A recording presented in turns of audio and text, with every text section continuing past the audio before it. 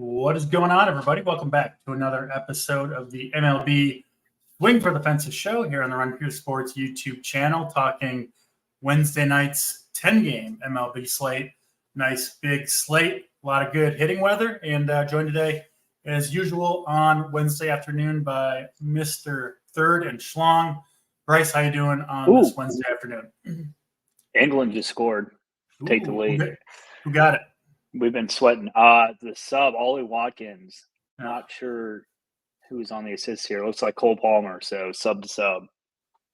So many sub goals and assists this tournament. It's been crazy. Yeah. Own goal and sub goal have been absolutely printing money this tournament. So, yeah. I had the pie captain, so I was pretty not dead from the start because I had Simons, but I know we were talking about this before the show.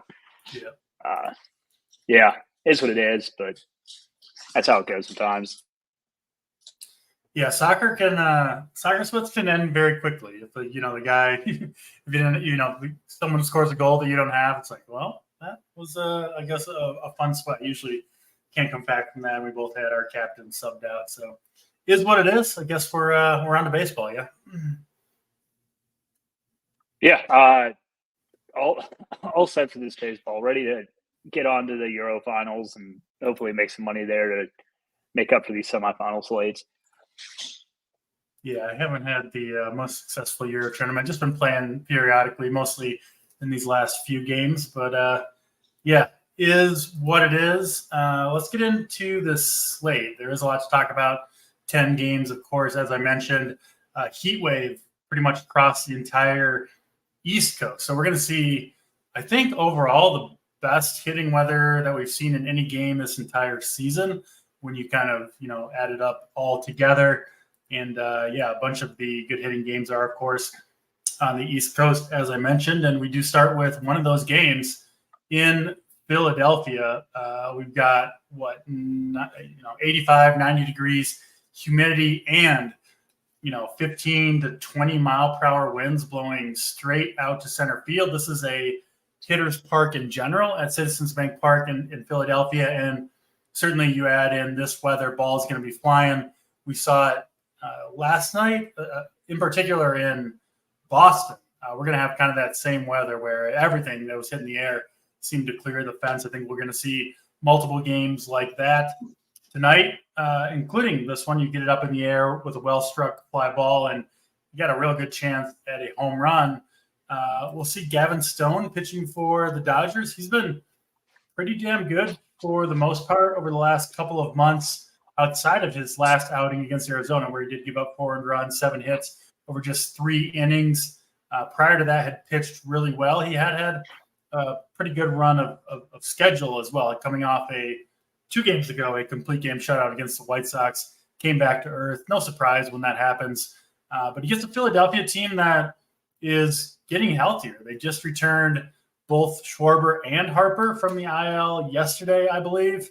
And so, an already strong lineup gets an injection there. And, I think this is a pretty tough spot for Gavin Stone. A good pitcher, but I certainly can't play him here. Definitely like some of these Phillies bats against him. And then Christopher Sanchez going for the Phillies. Interesting spot here for Sanchez. He's also coming off, I think, his worst start of the year. He, too, had a complete game shutout 2 starts ago. So a little bit of symmetry between the starting pitching. Sanchez has been excellent, really through the course of his career, but especially over the last season and a half. Limiting power. He does give up a little bit to right-handed hitters, but almost no power to speak of to lefties. So, fantasy stalwarts like Ohtani and Freeman, despite the friendly hitting conditions, I don't love the matchup for them. I mean, you can't hit a home run if you don't get the ball up in the air. Sanchez, one of the best in the business at limiting that. So he is one of the pitchers, Bryce, who I think could find some success despite the weather, but it's not a great matchup anyway against the Dodgers. So I'm pretty much crossing off both of these pitchers. It would be bats that I would go to in this game, and certainly the Philly side looks much more enticing to me. What about you? First game on the slate, Dodgers and Philly here. I'd be okay playing some Sanchez on the slate. It's not a great pitching slate, and you do get a watered down Dodgers lineup without Will Smith. Obviously, Mookie Betts is out. Does get to face a lot of right-handed hitters, but their best hitters are obviously from the left side. So I don't mind Sanchez in this spot just based on like the alternative options on this slate. So, I wouldn't go nuts on him, but I'd be totally fine having him in like 1 out of 3 lineups or, around 15 to 20% in my 150. It's kind of my plan on Sanchez. Definitely prefer the Philly side of bats here. Gavin Stone, another good pitcher. It's just a much tougher matchup for him, as you alluded to with Philly getting healthy. I mean, we saw it last night, and this will be a common theme on the early games on the slate. It's going to be just really good hitting weather all across. Prefer the Philly side of this game. I favorite bats here. I think Harper and Schwarber are like underpriced relative to their upside. I think they'll be 2 of the more popular spends on the slate, though. So I would try and get a little bit different somewhere else, whether it be a pitcher or, choosing some guys from the bottom of the order if you're going to play these Phillies lefties. But yeah, they're my favorite plays in the game by a decent margin. Yeah, and if you are, I'm not into either of these pitchers, but if you are, you will get both of these pitchers, it looks like, very, very low owned. I'm seeing Gavin Stone perhaps under 1% and Christopher Sanchez not much higher than that. So I still don't think I'm going to get there on either of these guys, but yeah, Sanchez in particular, I think could find success here. It's just, even with the watered down Dodgers lineup, it's still a good lineup overall. And also, perhaps more importantly, a lot of really low strikeout rates versus lefties in that lineup. So I won't get to either of those guys, but if you do have, for some reason, conviction on either one, like I said, you will get them almost assuredly very, very low owned. So that would be the main appeal to me, but not enough for me to pull the trigger on my 5 main lineups tonight. Brings us to the next game on the slate, Colorado and the Cincinnati Reds. 9.5 total in this one. That's kind of a theme, a lot of high totals. 9.5 was the total in the last game as well. We've got 2 much worse pitchers going here. Frankie Montas pitching for the Cincinnati Reds, and then Kyle Freeland pitching for the Rockies. Freeland, actually both these pitchers have pretty severe splits where you definitely want lefties against Montas and right-handed power against Freeland. And of course, another good hitting environment here. Not quite as hot in Cincinnati, but it's still an awesome place to hit. There is still wind blowing out, some humidity as well. So, another good game for offense, but it's actually, I think, the most popular play in this game, and looks like one of the more popular plays on the slate overall. It's going to be Frankie Montas. Sabres got him currently as the second highest owned pitcher on the slate, which is kind of crazy for a 10-game slate considering he's pitching in Great American Ballpark. But it is the Rockies. They strike out, as much as anybody in baseball. They are worse for sure against right-handed pitchers. And, Montas, he is pretty good against righties in general. So I get the appeal with Montas, although there are, looks like, 5 lefties in that Colorado Rockies lineup. This is one, Bryce, where I think I could play both sides of this one. I could see the appeal for Montas, but I'm certainly not writing off really anybody from Colorado, especially those that swing from the left side. A bad bullpen from Cincinnati as well. And in Freeland, real bad, like I said, against righties. It is 9 either right-handed bats or switch hitters in the lineup for Cincinnati tonight. We've seen some power from these guys. Rhys Hines has crushed 2 days in a row. He's a high strikeout arm, but Freeland doesn't miss a lot of bats. Hines' power is clearly real, so he's interesting. Noelvi Marte down in the 7 hole. They got Austin Slater, a historical lefty masher as well. And, it's hard not to have some interest in these Reds bats, especially given after Freeland, we're going to get a bunch of really bad relievers, most likely out of the Rockies pen. They don't really have anybody in there that you would fear to begin with. So I like this Reds team quite a bit. I have interest in the Rockies side as well, particularly the lefties. And then Frankie Montas. On this slate, he's got to be in play at 7K. What are you doing with Rockies and Reds, Bryce? Montas 30%. Not something I'm sure I want to go over. Yeah. I know it is the Rockies. It's just, if he was like 10%, I'd be over that. I'm probably going to come in around 15% on Montas here. I'm also interested in some Rocky stacks. He gives up power, and it's a great hitting environment, as we said. So, it's kind of like Andrew Abbott the other night. Like, if you want to just a way worse pitcher, if you want to play off the chalk a bit here, I don't mind Rocky stacks whatsoever. They're not overly expensive. You can get, they're high upside guys for like 4K on average. It's a pretty affordable, like either like primary or secondary stack. So I don't mind them. Cincy, some of my favorite bats on the slate. I want absolutely nothing to do with Kyle Freeland. They're all way too cheap, with the exception of Ellie, who's fairly priced, but he's going to try and run on anyone when he gets on base. Doesn't matter if it's righty or lefty. So definitely wouldn't leave him out of stacks, just based on like a slightly worse running matchup for him. But yeah, I mean, like Tyler Stevenson at 3.6K. I mean, if I was playing cash, he'd be my catcher 100% hitting fifth. I think that's a pretty easy plug and play there. And then you get these guys at the bottom of the order. Interested to see Austin Slater's pinch hit risk in this lineup. And, because they do have good lefty hitters, and I assume the Rockies will be bringing in right-hander relievers. So just something to keep in mind when playing these cheaper bottom of the order Cincy guys. I think it's going to be a little bit harder to predict the pinch hit risk, but I do think Slater is probably a lock to get pinch hit for. I think I'd probably say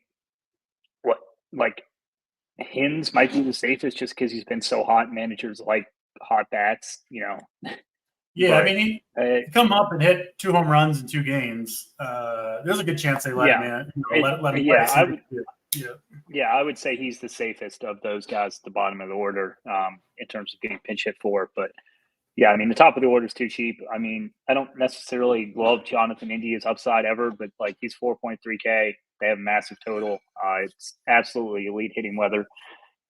Get 4 elite offenses on the slate. I'd probably rank Cincinnati. I'd probably rank Cincinnati second, Philly third, Boston first, and then the Mets somewhere in there. We'll get to those games now, but this East Coast weather is just the best we've seen all year. Yeah, going to be, I think, a lot of fireworks early on in the slate. You better hope you got some points an hour into the slate, because it should be coming fast and furious. Pinch hit risk. Our guy Boyden has it.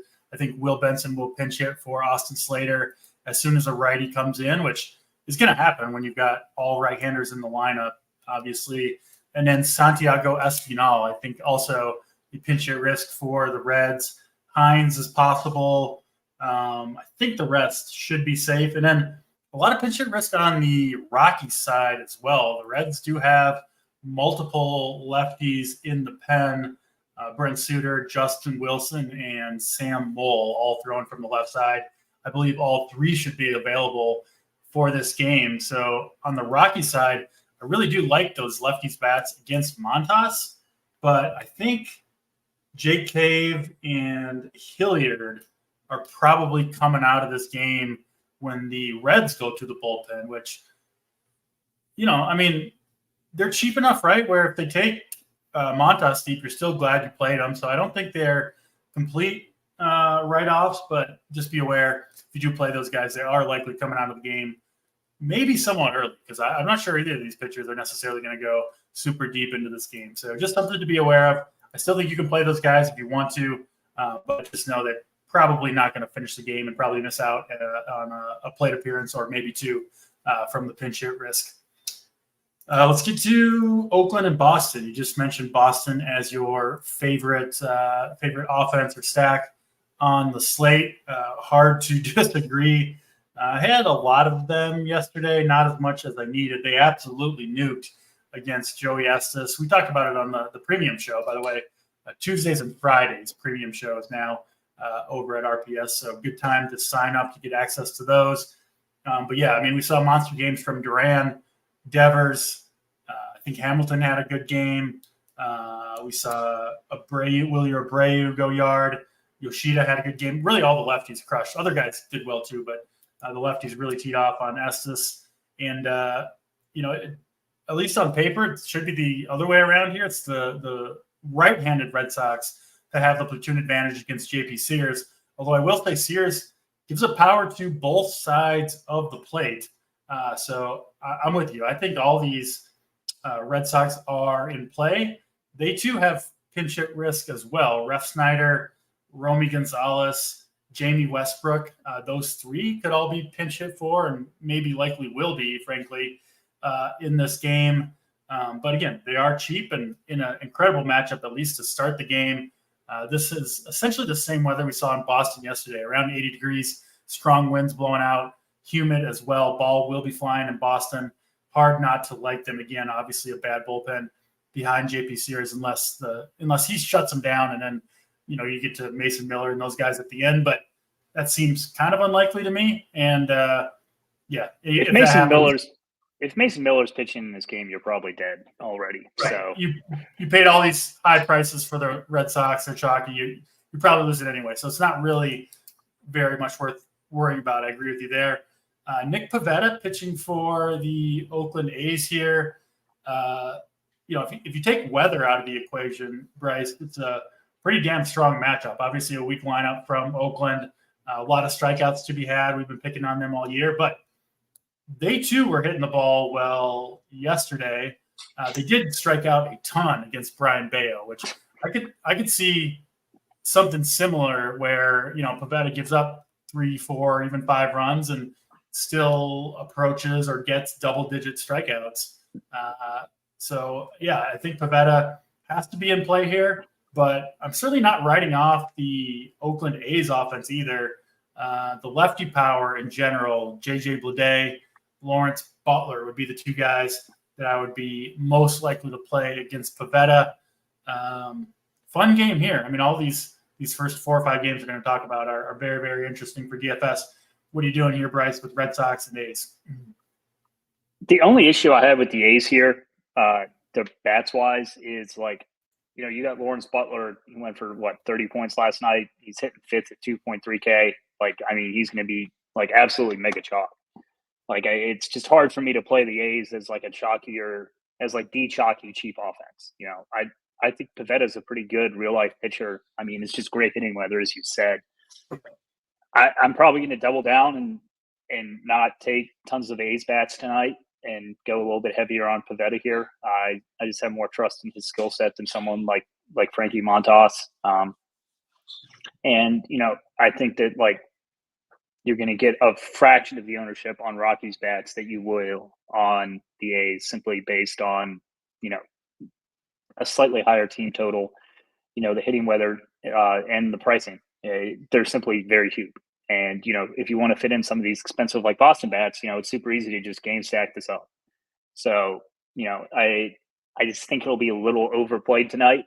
So I'm likely going to be higher on Pivetta just because of that, and hope it's not like a Bayo game last night where he had 10 Ks and gave up 600 runs or whatever it was. Those games can obviously happen. It's just not super high in the range of outcomes. But moving over to the Boston side, I obviously want nothing to do with JP Sears. If he beats me, so be it. I like guys from both sides of the plate here. I don't think anyone's. Well, I mean, you're going to get half the ownership on Devers or Duran that you will on Tyler O'Neill. And, I think Tyler O'Neill's the best bat on the slate. But, when it comes to ownership stuff, I would like to mix in some of these cheap guys at the bottom of the order with 3 studs at the top. Makes the stack a lot more affordable. I think you made a really good point. They got guys like Dom Smith that are guaranteed to come in against right-handed pitching here. So I would definitely be wary of Ref Snyder, Gonzalez, and Westbrook. I think those guys are all pretty much locks to get pinch hit Yeah. for if they bring in a righty. So yeah, I mean these guys are cheap. Like I mean Westbrook's 2.1K. You know he might get 2 at bats, but you know if he does well in the 2 at bats, 2.1K. You know you need something to complete the stack. It's not a cheap stat. So I'm not entirely opposed to using them, but like I wouldn't click on them in like a main team. So yeah, I don't think there's a massive debate on which offense is better than Boston tonight. It just comes down to what type of ownership you're going to get on them, and you know if you think it's worth it to pay for them. I think them and Cincinnati, since they do the pricing, come in as like chalk 1A and B. So I kind of lean on your side, Bryce, but SaberTime right now does have Pivetta as the second highest owned pitcher on the slate. Do you think that'll prove true or no? I personally don't, just because you know I think people are going to want to play some A's bats here. It is a tricky pitching slate, and he's expensive. Is the thing. Like I think Montas will come in higher owned than him personally, just because he's 7K as opposed to 9.6K. Saber has Oakland at less than 5%. I would bet every dollar I own they come in higher than that. They've got Lawrence Butler at 1%. There's just no chance. No chance. No, I mean Lawrence Butler is going to be, you know, in high stakes last night. He was, you know, like over 20%. I think you're going to see something fairly similar here. Maybe not quite as high, just because you know Pavetta's a slightly better pitcher than Bayo, but yeah, I think Oakland's going to come in significantly chalkier than that, and you know I will manually be bumping those ownership projections up. Yeah, I'm with you there. There's no way he's 1%. I'm with you. 15, 20% for Butler makes sense.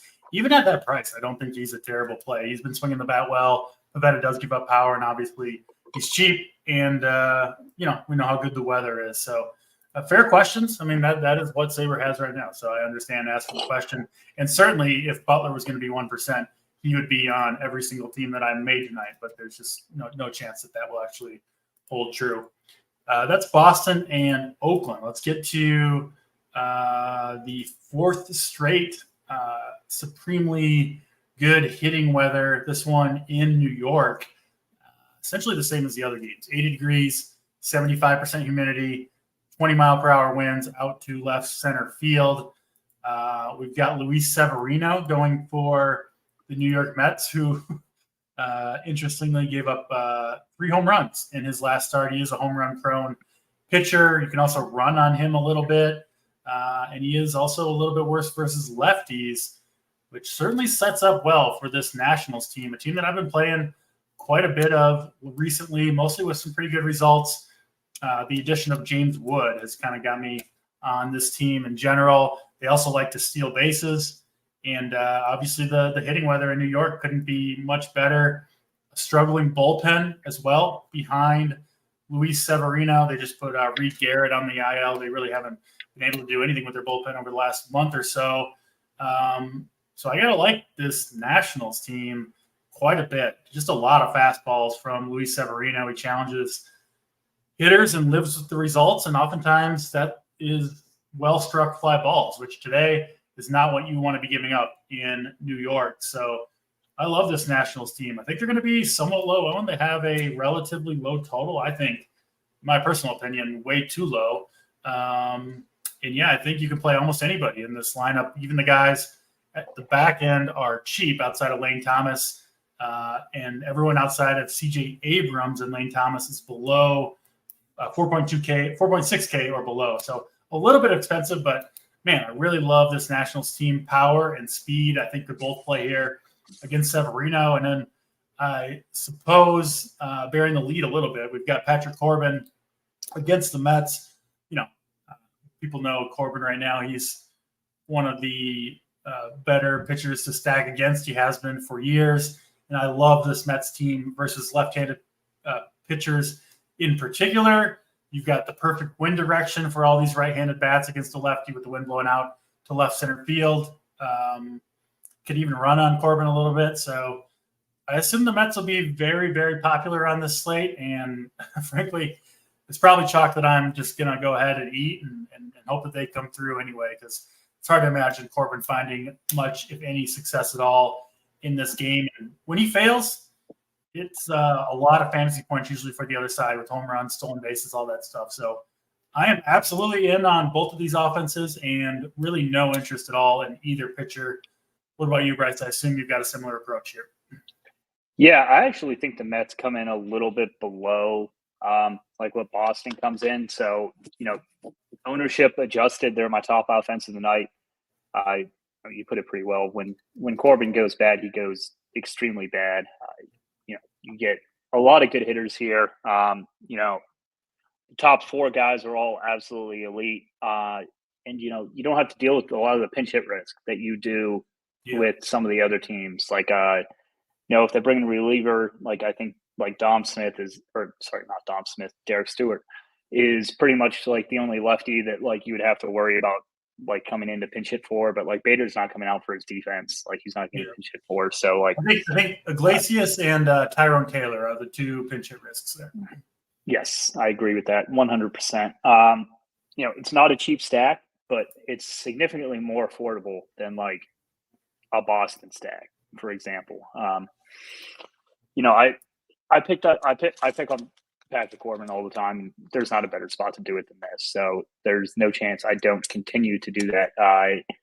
Going to the other side, I think it's a little more interesting just because you're going to get these Nats at virtually zero ownership tonight. I think can't really imagine tons of people playing them against Severino, but why not? I think the Nats. I don't get why people wouldn't play them. Just because they don't have a great team total, and I think all the ownership is kind of funneled towards Philly, Cincy, Boston, the Mets, and then the A's. I think are like the five like chalk teams tonight. Like I think the Nats are a really good pivot off the A's for like a cheap like secondary style offense. The five stack is obviously in play as well, but like I think it's a really like Wood, Ruiz, and like Yepes is like a really nice way to like round out cheap way to like round out like a 5-man stack. So like I think that'll be the more popular route than going like with the studs like Abrams. Like Abrams is just not going to pop over like guys like I don't know Tyler O'Neill or like Devers as like spends or like Lindor or Elliott at the same position. Sure. So. I think Abrams' play would be like super contrarian, and I really do like the Nationals as well tonight. I 100% agree with that take. Yeah, Faber has the Nats all below 4%. Sounds like you think that maybe could be more. I think that holds better than the A's. I think just based on the way that people play, I think the A's are going to come in way chalkier than Saber expects. Sign me up for some low-owned Nationals, and I'm absolutely on board against Severino, who, man, I wouldn't be shocked if he got absolutely shelled in this game. Starting off right in the first inning, gives up a couple home runs. I think that could easily happen. So I'm absolutely in on the Nats here, in on the Mets too, but the ownership discrepancy between the two is going to be enormous, understandably so to some degree at least, but a game that I certainly expect offense. And, I mean – How much of your total exposure to hitters is going to come in these first 4 games that we've talked about? I assume a significant amount. I mean, I haven't, done the math, but it has to be a large amount. I'm going to go like 75, 80%. Something like pretty absurd. Yeah. We'll know pretty early, I think, in this slate if you got a chance, because I think they're going to see some home runs flying out of the park. And you're going to have those guys to compete, obviously, in the tournament. So it should be a really fun slate. I think a super high-scoring slate, at least with the bats. Nimmo, he'll be lower owned, I think, just because he's the lefty versus left against Corbin. But, yeah, I think you can absolutely play Nimmo. He's been on fire. Had him yesterday. And, yeah, I have no problem playing the lefty against Corbin. It's the power lefties that you don't want that lefty-lefty matchup. Corbin certainly doesn't apply to that description any longer, at least. Brings us to Kansas City and St. Louis. This is the second game of a doubleheader. Kansas City won the first game, I believe, 6-4. We did see both bullpens used pretty extensively in that game. So we should have tired pens here. Kind of neutral hitting weather, I would say, for this time of year in St. Louis. 80 degrees humid, but not strong winds. Not nearly the hitting conditions that we've got in the other parks that we've talked about so far, especially because this is just a bigger park in general. It's mostly true where the East Coast ballparks are kind of smaller, and then you get to the Midwest and West Coast, they have bigger parks. We've got Gordon, man, I'm going to pull a Mangone and butcher this one. Graceffo, we'll go with that. Graceffo pitching for the Cardinals, making his second appearance of the year. Pitched back on June 29th. Was okay in that game. Got through 4 1/3 innings, 67 pitches, 4 strikeouts, 12.8 DraftKings points. So it wasn't terrible. Hasn't been great in the minor leagues. I'm not really expecting him to be a good pitcher going forward. I will say St. Louis, he is, I think, a full-time starter. I looked up his minor league game log. They actually let him throw like 112 pitches in one of his starts in the minors this year, which is absurd in and of itself. But it does tell you they do view him as a starter. So 7.3K for him. I think I thought he might have some ownership, which I thought was a little bit strange, but it is certainly a tough slate for pitching. I'm trying to pull up that ownership. Yeah. Sabres got him at 20% owned, which feels high to me. Absurdly high. Yeah. Graceffo is not going to come in above 10%, even on this pitching slate. Yeah, I didn't think so, but nevertheless. And then Michael Wacha pitching for the Royals. We do actually have the lineups out for these games. They look pretty normal to me. Yeah, not many of the regulars sitting out. Sometimes second game of a doubleheader, you get some really watered down lineups. Not the case here. I certainly prefer Wacha between these two pitchers if I've got to play one. Not super excited to play him either, but I do think he can give you 15 fantasy points for 7,600. This game, I'm probably not going to have a whole lot of it either way. What about you, Bryce? What are you doing with Royals and Cardinals here? Yeah, I think this game's going to be one of my bigger sells. I think people are going to play pitchers on both sides. We'll get to some pitching that I actually like here in a bit, but I don't really see myself going to either of these guys tons. Between 5 and 10% for me on both. Lean Wacha if you had to choose. Stacks. It's not like it's bad hitting weather. It's just not what we have on the East Coast. So, I would side with the Royals in this game. Their combination of power and speed is significantly nicer than what you have on St. Louis, I think. And St. Louis has had some really good matchups and is priced up a bit now. Like, you get Wilson Contreras at like over 5K. Like you get Goldie. Like a lot of these guys were like 3Ks for a while just because they were so bad. But it's a 10-game slate. Like I'm still going to play 5 mans in my 150. It's not like I'm eliminating them or anything like that. But I expect to be under on both pitchers and hitters here. Yeah, makes sense. I mean, I wouldn't be shocked if either of these offenses went off. I think I should lean the Cardinals side. Burleson has been swinging a really good bat. They got Lars Nootbaar back recently. Both of those guys have the platoon advantage. And like I said, the Royals did use, I think, their 3 or 4 best relievers in the opening game of the doubleheader. Typically, pitchers who pitch the first game of a doubleheader are entirely unavailable outside of an emergency in the second game. So if the Cardinals can do some damage against Wacha, knock him out early, or maybe Wacha is asked to take some punishment here, Cardinals are a little bit interesting to me. I'll say that. Not one of my top stacks, but I'm not completely writing them off. And I do think you'll get both of these offenses very low owned if you want to go in that direction. So not a complete write-off for me. Obviously, better spots in the 4 games we talked about previously. But the St. Louis side, I do have at least a little bit of interest there for sure.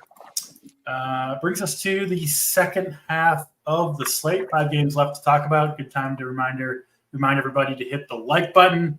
And if you want to get the premium shows, if you want to get everything we've got over at Run Pure Sports, you can use promo code DC15 for 15% off your first weekly, monthly, full package. We do have just baseball available if you want to go in that direction as well. Let's go to Miami and Houston, and I assume this is one of the pitchers that you like so far. We really haven't been on the pitchers at all, but here we have Framber Valdez pitching for Houston against, of course, a light-hitting Miami team for the most part. Framber hasn't been quite as sharp this year. He's got an ERA over 4, allowing quite a few base runners. Has been not great, frankly, over the last month or so. But in this slate, Bryce, at 8,300, got to have interest, in my opinion, in Framber Valdez. Gets to pitch at home, gets to pitch in the Dome. This is a pitcher's park in general, and especially compared to the parks that we've talked about so far, a really strong pitching environment. So I am in on Framber Valdez for sure. I don't know how you wouldn't be outside of, I assume, heavy ownership on him. And then bullpen game for Miami, Brian Hoeing going to start. He went 3 innings back on July 5th, 46 pitches. Maybe he can push into the 50s, but I don't think he's in play even at 6K. Could go to the Astros. I don't mind them, but again, I'm with you. I think most of my bats are going to come from those early hot weather games. What are you doing, Bryce, with Marlins and Astros here? Yeah, Sabre has Framber projected at 30%. I don't see how, You're telling me he's going to be as owned as Pivetta and Montas? There's absolutely zero chance. I mean, Framber has not been good recently, but this is by far the best pricing matchup on the slate, and I don't think it's particularly close. I'm more than willing to eat. Absolutely hate to pitch the slate tonight. I'm more than willing to eat some Framber chalk here and play upwards of 50% on my teams. I think you'll get them in closer, 45, 50%. Yes, 100%, and I want to be over that. So I'm not going to lock him in my 150 or anything, but if I was playing 3 teams, he'd be on 2 of them. That type of deal. If I'm playing 5, he's on at least 3. So, if I'm playing 1 team, I just eat the ownership and play him. Try and get different elsewhere. He's cheap. He lets you fit bats. He'll go deep into a game. It's a really good matchup, and don't have tons of interest in Miami stacks coming back against him just because he's going to be so high owned. I assume that Sabre will spit out a couple for my 150. I'm not going to completely remove them, but I heavily favor the Framber side here. Houston on the other side is one of the few offenses that I would be interested in these later games. I know we want to attack the early games, but I'm almost always over on the Astros, it seems. They never seem to come in super, super high owned relative to their upside. So it's just kind of one of those buys that ends up being a seasonally long buy. But when I said I'd have 75% ownership on the early games, Houston will be part of that other 25% for sure. Yeah, just especially on this pitching slate, just too good of a spot for Framber to get away from it. I've got my 5 main lineups that I normally play.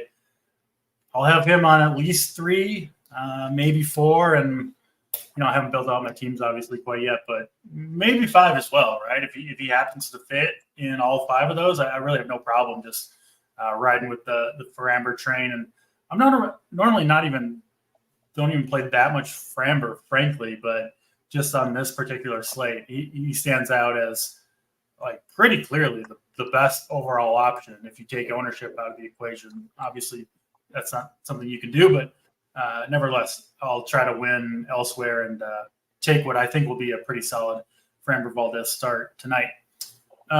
Brings us to Pittsburgh and the Milwaukee Brewers. Brewers pretty big favorites here, sitting around -160, 8.5 total in this one. I assume the roof will be open in Milwaukee, so it'll play hitter friendly here, but not to the extent of the earlier games we've talked about. Martin Perez veteran, soft-tossing lefty going for the Pirates. Certainly, we know what to attack Perez with at this point. It's right-handed power that is his big weakness very clearly.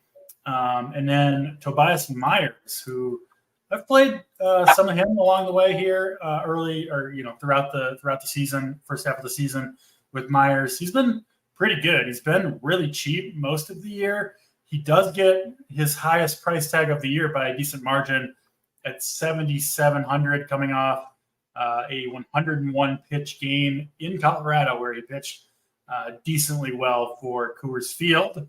And I kind of like him here against Pittsburgh. Again, it's not, a completely clean matchup. Pittsburgh has been swinging better bats as of late, but he's relatively cheap at 7,700. I think he can get a decent amount of strikeouts here, limit the damage to some extent.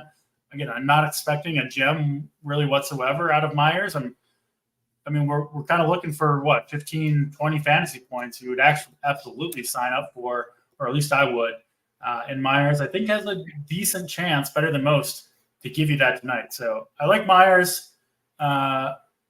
Perez, I don't think he's the craziest play in the world on this slate at 5,800. He's super cheap, probably gives you 90-plus pitches.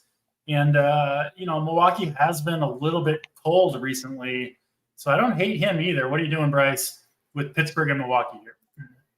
Yeah, you saw the Pirates go absolutely bonkers last night. They ended up being like the slate winning team when it was all said and done. But yeah, I like pitching in this game. I'm not going to chase the Pirates here. Don't mind your Myers call at all. I think you on this slate, you take 15 points at pitcher and just kind of run, and you get there with the bats. Optimally he'd be a little cheaper, but that's also going to keep people off him. So I definitely prefer Myers to a Frankie Montas type of guy. I'll have probably double the Myers that I have Montas. So it's kind of where I stand there. Not eliminating either team from 150 stacks. Would definitely lean Milwaukee over Pittsburgh. That said, I don't think Perez is the craziest play either. If you need a cheap, a super cheap pitcher to fit some of these bats, I don't think that Perez is the worst option. I think he's one of the I'd much rather play him over a Kyle Freeland or we'll get to this Arizona guy later, but a Luis Severino. I personally like him more than that. So likely pretty decent buy on both pitchers here for me, and pretty big sells on the hitters. Yeah, the thing with Perez, I think we're on the same page here. This slate is not likely to be won via starting pitching, right? You can certainly lose it and kind of eliminate yourself if you take a big negative at starting pitching. But if you get 10, 12 fantasy points from Martin Perez at 5,800, you should be able to win a GPP with that on the slate. Of course, you're gonna have to choose the right bats, but a Perez and I don't know, a CJ Abrams, right? He'll allow you to get bats that other people won't be able to get to.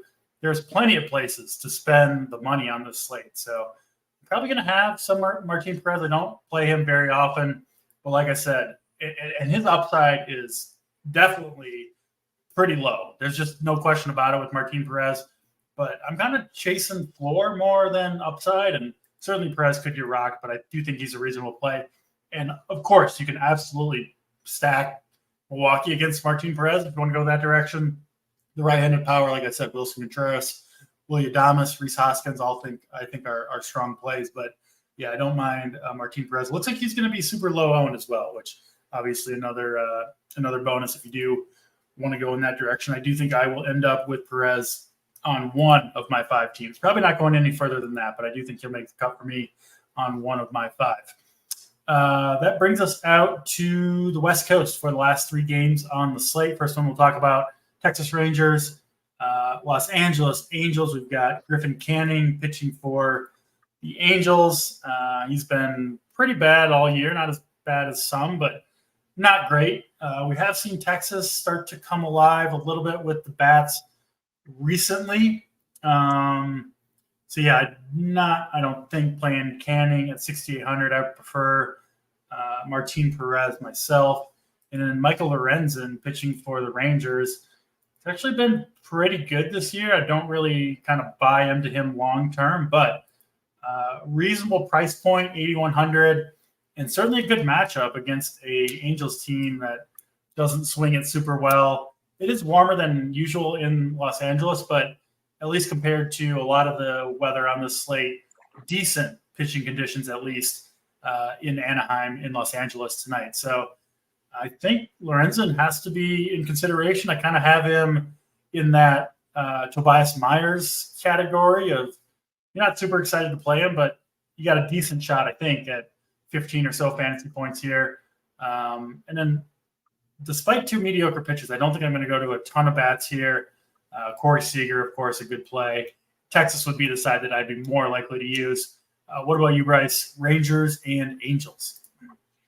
I like the Rangers offense a decent amount here. They're by far my favorite late stack. If you do want like a late night hammer, late night 3-man. I'm not a believer in Canning. I am a believer in the Rangers offense long term. Yeah. LA has been, a sneaky good place to hit this year. It's not as good as the East Coast and ideas, obviously, but it's still better than these domed environments that we're getting elsewhere. So definitely sign me up for hitters as opposed to like in Milwaukee or Arizona or San Francisco or Houston or, any of these other parks that we've been talking about. So likely not going to be buying on either of these pitchers. I think about 10 to 15% sounds about right. Probably less on Canning than Lorenzen, but I think Texas and the Angels will end up as buys simply because I don't think anyone's going to be on them. I think if any ownership here does go to which side, it goes to Texas. You saw them come in last night with some ownership here, and it wouldn't surprise me if they get some, but they're not going to be chalked by any means. I think we've identified that pretty well already. Yeah, SaberSim does have both of these pitchers very low owned. They've got Canning at 1.4% and Lorenzen below that. Yeah. It's going to be higher than that. Yeah. It's just too bad. It's too bad of a pitching slate for them not to be higher than that. I'd probably expect those to come in around 5%. Canning simply because he's cheap and Lorenzen simply because he's not like god awful. Even 5% Lorenzen sounds okay to me against Angels on this particular play. So yeah, I'm good with Lorenzen at that number. Might have a share of him as well.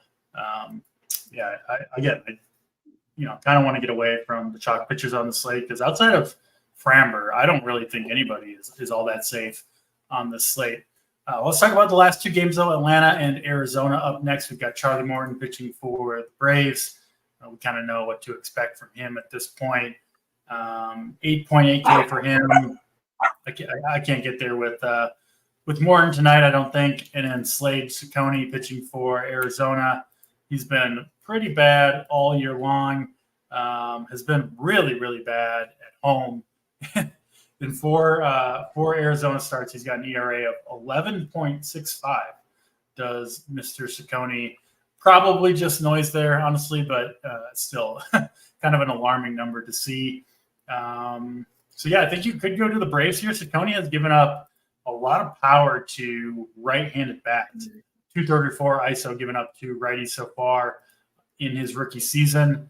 I think the Braves, everybody hits the Braves at this point, but I do think they are interesting. Ozuna, we know Kelenic leading off. Austin Riley is starting to come alive a little bit. Sean Murphy's still cheap. I do like the Braves a little bit here. I don't think I'm playing either of these pitchers. What are you doing, Bryce, with Braves and D-backs?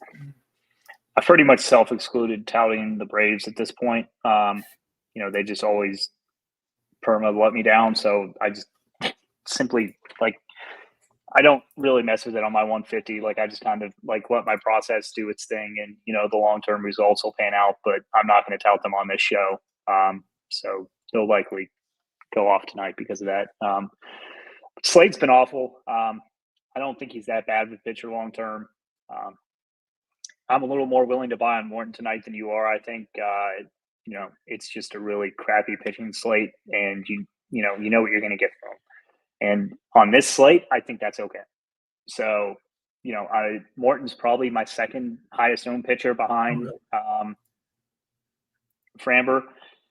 Now, getting that pairing is a little bit tougher. Neither of them are like absurdly expensive, but if you want these expensive stacks, my main team might be like I'd rather go with like a Framber and a value pitcher than like Morton and a value pitcher. Like Framber is a giant step ahead of Morton, but I think he's kind of my favorite of like the rest of the pitching tonight. Looking at this Arizona ownership, it's like 1% across the board. I might have a contrarian Arizona side. Morton, I mean, certainly capable of blowing up. Arizona does have some power, some speed. You certainly, of course, prefer them, or at least I do, against left-handed pitching. But at that number against a volatile pitcher like Charlie Morton, I don't mind it if you want to get contrarian. Might do it on one of my teams. We shall see. Brings us to the last game of the night. Two pretty good pitchers here. Logan Webb going for the Giants, the most expensive pitcher, I believe, on the entire slate at 9,800. He's been awesome, really awesome at home throughout his career. We see this in a lot of the good pitchers parks across the league, but it's true for Webb this year. It's true for him pretty much every year of his career. Problem tonight for Webb, if you want to call it that, is the low strikeout rate that the Blue Jays bring to the table. Just hardly any high strikeout rates in the entire projected lineup for the Blue Jays. Do you think Webb is the second safest pitcher on the slate after Framber? 100%. But I don't necessarily think his upside is very high. So I'm not sure I want to pay that price for Logan Webb. Interested what your take is there. And then Chris Bassett, I like him quite a bit in this matchup. Obviously a good place to pitch, great place to pitch in San Francisco. He's a pretty solid arm. And, he gets a good matchup too. Plenty of strikeouts to be had against the Giants. So I assume this is another one that Saber seems to be off the mark, at least in my eyes. They've got Bassett around 15 to 20%. If that's true, I'll be loading up the wagons on Bassett because I think he is a pretty strong play here. What about you, Bryce? What are you doing? I think the pitchers are the more interesting plays in San Francisco and Toronto here. I can see Bassett. I mean, people just don't really play Bassett, period. For whatever reason that is, he just never comes in that highly owned. I'm probably expecting him around 20%. Look who he's faced recently: Houston, New York, Boston, Milwaukee. I'm pretty totally well. I'm totally in on the Bassett train. I just think the ownership is probably. I don't think it's quite as off as it is on some of these other guys. I would probably put his over under, in the low stakes, in the high teens and the high stakes, probably somewhere, between like 23.5%. Logan Webb, I'm going to put slightly higher just because people like safety. I think him and Framber is definitely like the safe pairing tonight. If this was a cash game show, I would be, just screaming through the rafters to play that, and then, play like Lawrence Butler and load up on some of these bats. Would kind of be like the way I would approach cash games tonight. So when I go into a slate and a main tournament team, I always kind of think of like, oh, what would I play in cash? And then like, how can I like deviate from that without getting like too batshit crazy unless I have like an absolutely wild take. That's just kind of how I approach things. So like Logan Webb gets the axe from me before Framber, so I'm going to play a different pitcher with him. I don't really want anything to do with hitters in this game. If a San Francisco team beats me on this slate, so be it. I'm not going to remove them as one-offs, but you're not going to see any of these hitters from me tonight. And I want to be buying on both these pitchers in GPP. Yeah. I like Bassett quite a bit here. Webb just too expensive, and I think it's Bassett who actually has the higher strikeout upside. I'm not sure what the props say, but if I had to choose who would get more strikeouts between the two, I would put the money on Chris Bassett. That's all 10 games. Obviously, a really, really fun slate here, in my opinion. But let's get to the good stuff here at the end. We'll get out of here, get to making our lineups, answering questions in the Discord, all that good stuff. We'll start with you, Bryce, your favorite stack and your favorite contrarian stack. Favorite contrarian stack? Well, I would go with the A's if Saber was right about the ownership, but I don't think they are. So I'm going to go with – I know you're probably going to take the Nationals. Yes. So I'll go with the Rockies, but I like the Nationals a lot as well. Top stack tonight for me is Boston. I think the Mets are like a really good 1B that come in with slightly lower ownership as well. Who is your contrarian? The Rockies. Rockies, yeah, that makes sense. Yeah, contrarian stack for me is the Nationals. Actually, maybe my favorite stack overall. I hate to agree with not my guy, but Clips here, but he's in on the Nationals as well.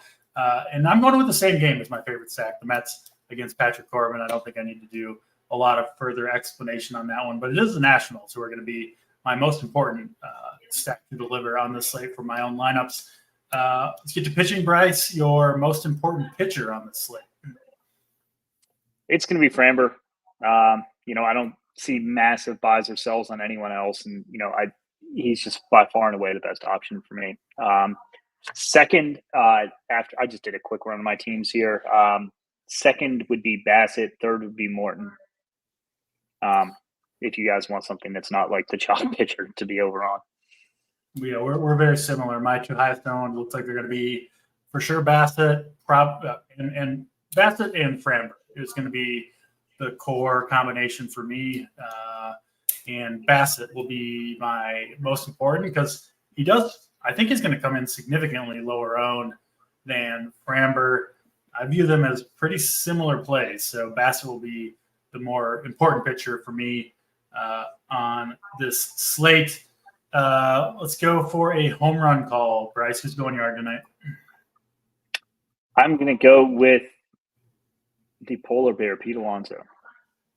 Feels like this one you better get it right because yeah, if you don't get it right tonight, you're going to be behind the 8 ball. It's a lot of guys to choose from. It's the issue. I have like 10 guys I could get. When you're normally searching for 1 or 2. Yeah, hard to argue with Pete Alonso. I will go, I guess, maybe a little bit off the board and go with Luis Garcia, hitting 5th for the Nationals. A little bit expensive, but hopefully holds that ownership down just a little bit. Let's go favorite overall hitter on the slate. Bryce, go ahead.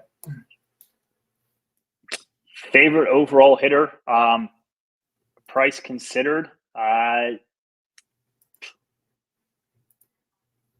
God, Tyler Stevenson, a catcher, just seems so good to me at 3.6K.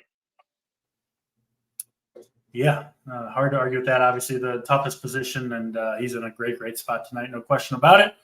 I will go with, I'll join the clips for once and go with Mr. James Wood doing damage against Severino. Hopefully, be a long ball, but could do it via speed or anything else. Really, really like what I see out of James Wood as a rookie hitter. I think he's going to be an absolute stud going forward. That'll do it for this slate. Thanks for tuning in, everybody. If you do want to join us over at runpuresports.com, you can use promo code DC15. And we'll be back. I think we have enough games for a normal time show tomorrow. Otherwise, it'll be in the morning. Not 100% sure on that. But we'll have a show tomorrow for you guys.